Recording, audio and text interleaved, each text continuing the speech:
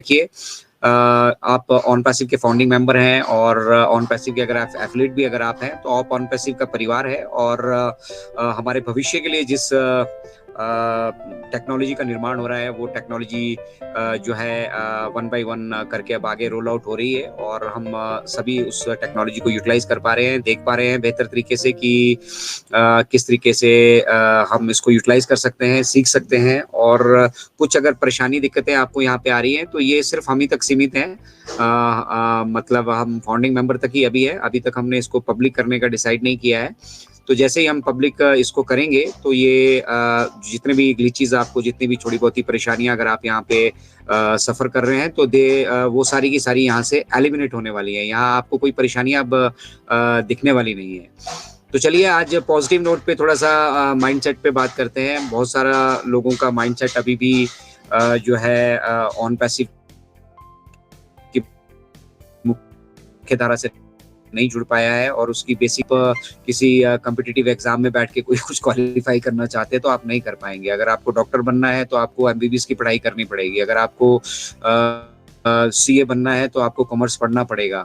तो उसी तरह से अगर आप ऑन पैसिव में अपने फ्यूचर को देखते हैं और आप इसके विजन से अलाइन होना चाहते हैं तो एजुकेशन लेनी पड़ेगी।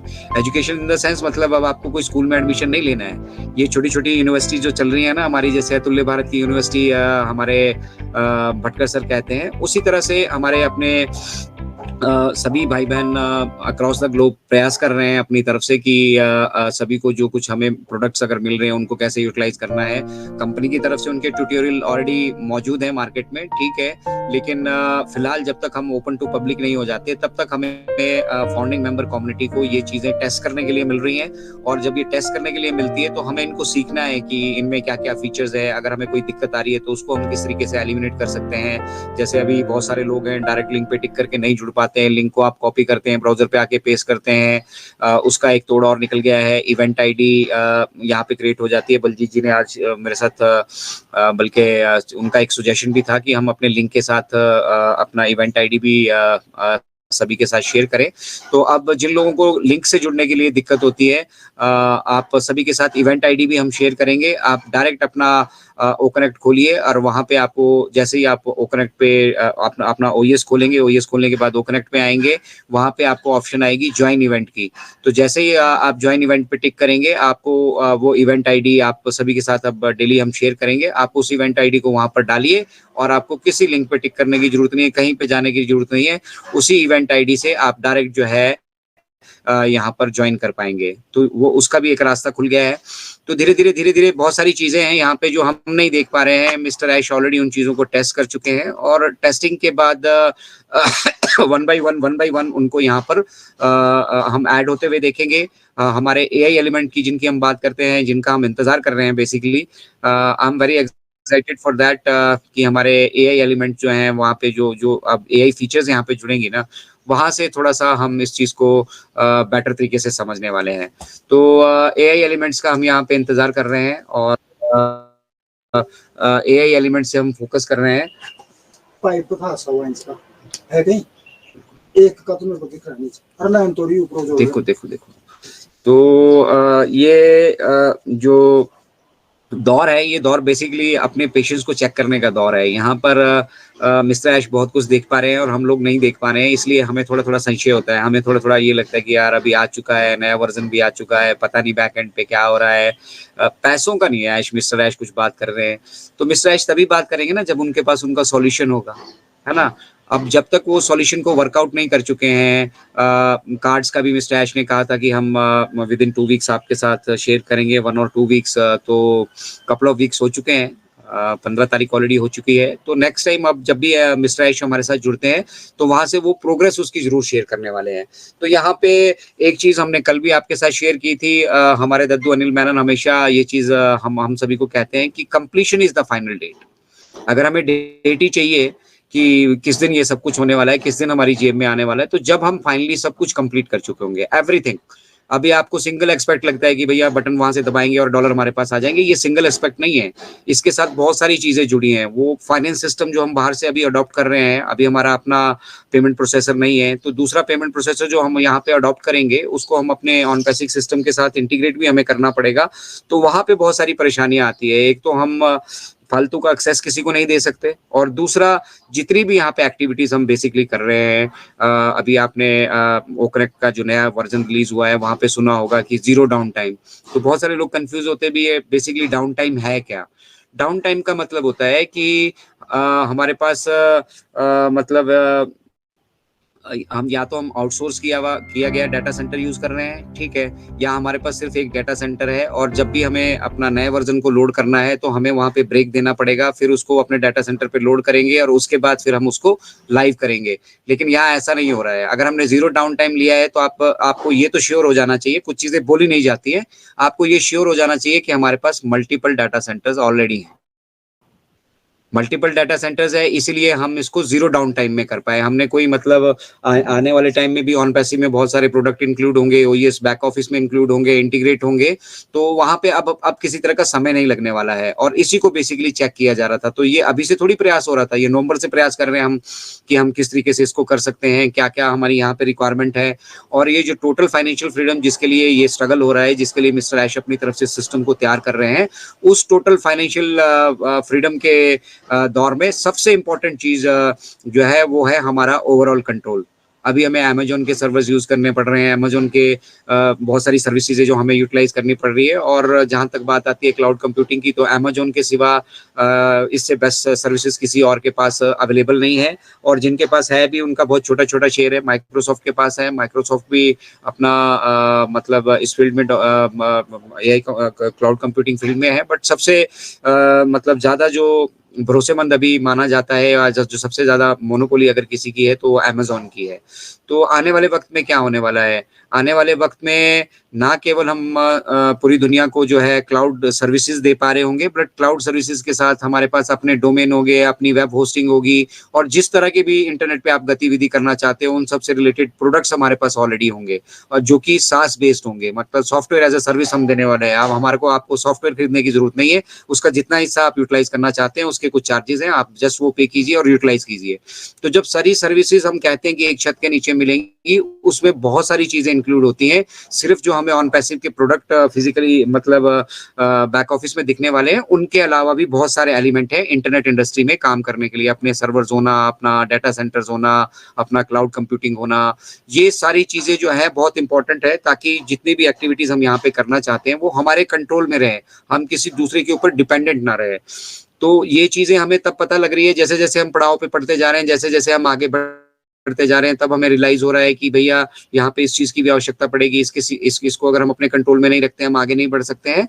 और साइमल्टेनियसली ऑन पैसिव जिस गति से बढ़ रहा है, जिस तेजी से ऑन पैसिव आगे बढ़ रहा है, उसमें कोई गतिरोध ना आए, इसके लिए कुछ अल्टरनेट्स मतलब माध्यम जो जो जो चीज हमारे पास, जैसे पेमेंट प्रोसेसर की हम बात करते हैं, हमारा अभी पेमेंट प्रोसेसर अपना नहीं है, तो हम मल्टीपल ऑप्शन जो ऑलरेडी अवेलेबल है दुनिया में उनको एक्सप्लोर कर रहे हैं, उनके साथ टाई अप कर रहे हैं। अब डिफरेंट डिफरेंट कंट्रीज के डिफरेंट डिफरेंट नॉर्म्स हैं, डिफरेंट डिफरेंट उनके अपने सेंट्रल बैंक्स हैं, उन सेंट्रल बैंक्स के अपने अपने नॉर्म्स है। जैसे आरबीआई है, आरबीआई में अगर आपको आप फॉरेन से कोई भी पैसा रिसीव करना चाहते हैं तो उसके लिए आरडीए है, रुपए ड्रॉइंग अरेंजमेंट है।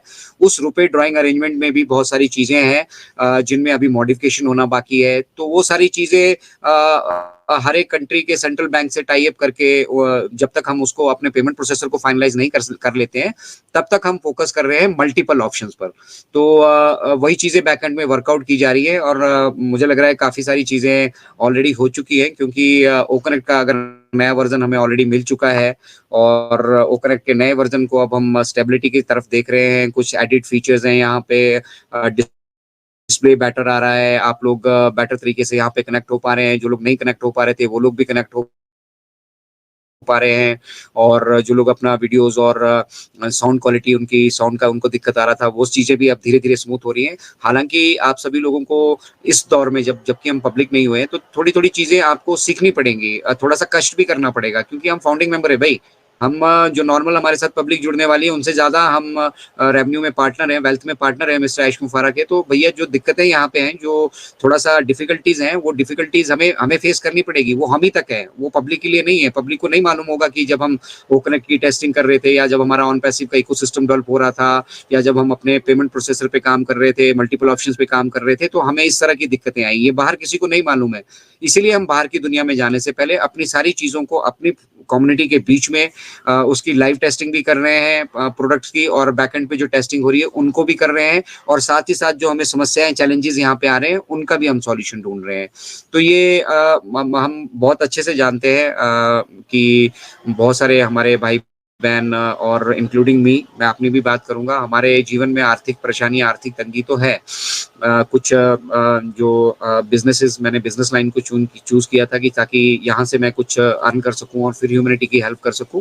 तो बिजनेस के भी कोरोना के बाद जो है काफ़ी मतलब बिजनेस में डाउनफॉल नोटिस किया जा रहा है। लोग पैसों को थोड़ा सा अहमियत देना शुरू कर दिया है, या लोगों के पास यूं कहिए पैसा ही नहीं है, वो खर्च ही नहीं कर पा रहे हैं।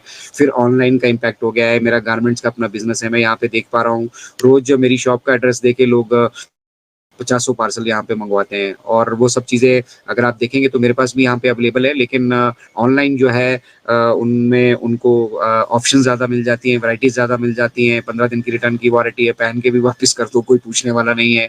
तो ऑनलाइन बिजनेस जो है, ये सारा जितने भी हमारे ऑफलाइन बिजनेसेस आज की डेट पे हम कर रहे हैं, उनके ऊपर एक बहुत बड़ा इम्पैक्ट ऑनलाइन बिजनेस ने डाल दिया है। अब किसी को फिजिकली दुकान जाने की जरूरत नहीं है, स्पेशल दुकान जाने की जरूरत नहीं है। घर बैठे अगर आपको जो भी चीज़ चाहिए आप घर को मंगवा पा रहे हो।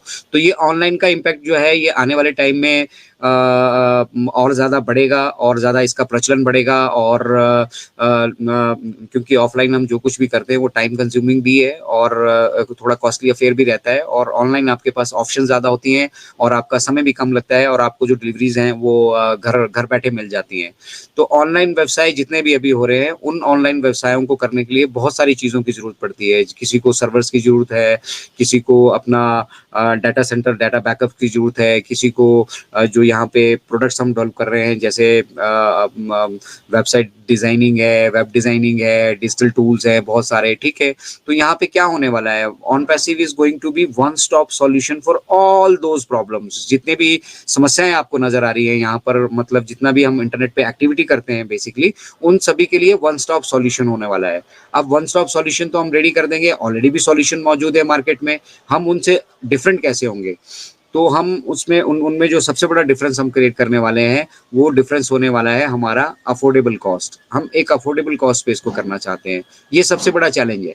देखिए, सर्विसेज तो अमेजोन भी दे रहा है, बाकी भी कर रहा है, डोमेन भी बहुत सारे लोग बना रहे हैं, वेबसाइट डिजाइनिंग के टूल्स भी बहुत सारे सभी लोगों के हैं। वहां पे एक सबसे इंपॉर्टेंट फैक्टर जो आएगा कॉस्ट कंट्रोल का, वो हम किस तरह से कर सकते हैं, वो भी एक चैलेंजिंग फैक्टर है। इंडिया में अगर हम प्रोडक्ट डेवलप कर रहे हैं तो उसके पीछे कुछ ना कुछ मकसद से हम इसको इंडिया में कर रहे हैं। कहीं और जगह अगर हम करना चाहते हैं यही डेवलपमेंट, तो हमारा जो मतलब पेरोल्स है उनके ऊपर बहुत बड़ा बोझ पड़ता, ठीक है। और फिर टेक्नोलॉजी अगर हम महंगी डेवलप करते हैं, अगर महंगा हमें इसको मेंटेनेंस पे बैठना पड़ता है, तो हम इसको बेच भी महंगी पाते हैं। तो इसके कॉस्ट को भी कंट्रोल करना है, फिर क्वालिटी को कंट्रोल करना है। और दूसरा इंपॉर्टेंट फीचर जो हमारे पास रहने वाला है, that is AI and ML, artificial intelligence plus machine learning, उन दोनों का कॉम्बिनेशन। तो ये हम बखूबी यहाँ पे देख पा रहे हैं। हालांकि एआई एलिमेंट अभी हमें किसी भी हमारे प्रोडक्ट के साथ देखने के लिए मिले नहीं है, बट जब भी उनको ऐड किया जाएगा उन पे कॉस्ट मतलब काफ़ी कॉस्ट लगती है, काफ़ी पैसा लगता है उन एलिमेंट्स को उनके साथ जोड़ने के लिए। तो हम जो एआई एलिमेंट है वो यहाँ पे तभी ऐड करने वाले हैं जब हम इसको पब्लिक करने वाले हैं।